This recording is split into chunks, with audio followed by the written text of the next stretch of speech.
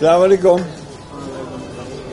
আমি আপনাদের সঙ্গে আসলে খুব জরুরি বিষয়ে কথা বলার ব্যাপারটা যে আমাদের আল্লাহর কাছে শুকরিয়া জানাতে চাই যে বাংলাদেশের একজন বড় শত্রু, যিনি বাংলাদেশের একটা বিশাল ক্ষতি করেছেন একটা বিরাট পদে থেকে, এবং সেই পদ থেকে তিনি বাংলাদেশের ভাগ্য নির্ধারণ করার একটা ব্যাপারে দায়িত্ব ছিলেন।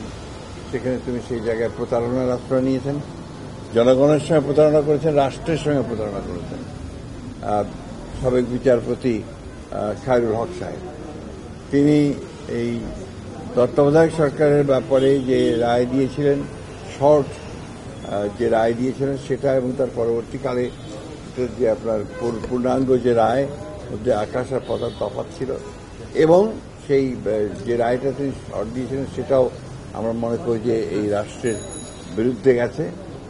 বিলম্বে হলেও যে এতদিন পরে তার বিরুদ্ধে যে ব্যবস্থা গ্রহণ করেছে সরকার, সেই জন্য সরকারকে আন্তরিক ধন্যবাদ জানাচ্ছি। এবং সঠিকভাবে তার তদন্ত হবে সব বিষয়গুলোর, এবং তার সঠিকভাবে তার বিচার কার্য সম্পাদন হবে, সেটাই আমরা আশা করি।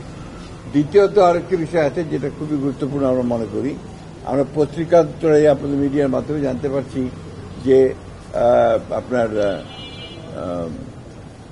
শিশু একাডেমির যে ভবনটি রয়েছে আপনার এই কার্জন উল্টো দিকে, আপনার যে হাইকোর্টের পাশে, সেই ভবনটিকে ভেঙে ফেলার জন্য একটা আপনার কথাবার্তা চলছে বা এই ধরনের প্রক্রিয়া গ্রহণ করা হচ্ছে বা একটা প্রস্তাব নেওয়া হয়েছে। আমরা এটার বিরোধিতা করি, এবং শুধু বিরোধিতা করি এই কারণে যে এটা আপনার শিশুদের একটি বাংলাদেশের প্রতিষ্ঠান, সরকারের প্রতিষ্ঠান, যেটা দিয়ে শিশুদের বিভিন্ন রকমের তাদের যে গঠন, তাদের বেড়ে ওঠা, তাদের মন মানসিকতা তৈরি করা, তাদের এক্সট্রা কারিকুলার অ্যাক্টিভিটিস তৈরি করা, এই সব কিছুর ব্যাপারে আপনাকে এটাকে নেওয়ার জন্য শহীদ প্রেসিডেন্ট জিয়াউর রহমান সাহেব এটার উদ্যোগটা নিয়েছিলেন, এবং তিনি প্রথম এই শিশু একাডেমি তিনি নির্মাণ করেছিলেন, এবং এটা সারা বাংলাদেশেই এর ব্রাঞ্চ আছে। সুতরাং এটাকে ওইখান থেকে সরানোটা আমি মনে করি একেবারেই সঠিক সিদ্ধান্ত হবে না, এবং এ ব্যাপারে আমরা আমাদের খুব স্পষ্ট বক্তব্য যে আমরা চাই না যে শিশু ভবনটি সেই জায়গা থেকে আপনার স্থানান্তরিত করা হোক বা সেটাকে অন্য জায়গায় দেওয়া হোক। এটা আমার মনে হয় যে জাতি গঠনের ব্যাপারে এটা একটা বাধা হয়ে দাঁড়াবে বলে আমরা আশা করি। এটাই। রাজনৈতিক সংকটের জন্য তো খায়রুল হক দায়ী ছিলেন নিঃসন্দেহভাবে।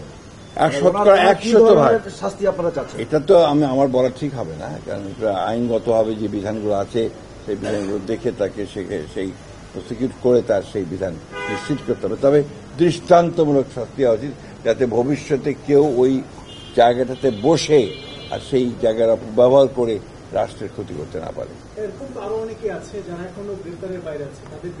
সেটা আপনারা অবশ্যই সরকার দেখবেন, যারা এইভাবে আছেন তাদের ব্যবস্থা নেওয়া হবে। রাজনৈতিক সংকটের বলেন যে ওনার যে রায়, না, ওনার রায়ের পরেই আমার যেটা হয়েছে সেটা হচ্ছে যে আপনার আমাদের তত্ত্বাবধায়ক সরকার বিধানটা বাতিল পার্মানেন্ট করা হয়েছে, এবং যেটা বাংলাদেশের পরবর্তীকালের যত রকমের আপনার রাজনৈতিক সংকট তৈরি হওয়ার, সেই সংকটগুলো তৈরি হয়েছে এবং জাতি ক্ষতিগ্রস্ত হয়েছে। দ্বিতীয়ত হচ্ছে যে আপনার একটা মানে বিচার বিভাগ, যেটাকে আমরা মনে করি যে আপনার জুডিশিয়ারি সবচেয়ে বড় জায়গা, যেখানে আপনার সবচেয়ে আপনার মানুষের আস্থা থাকে, সেই আস্থা জায়গাটাকে সম্পূর্ণভাবে তিনি ধ্বংস করেছেন, শুধুমাত্র তার রাজনৈতিক চিন্তাভাবনা সেই কারণে, যেটা বাংলাদেশের সবচেয়ে বড় ক্ষতি করেছে বলে আমরা মনে করি। Thank you.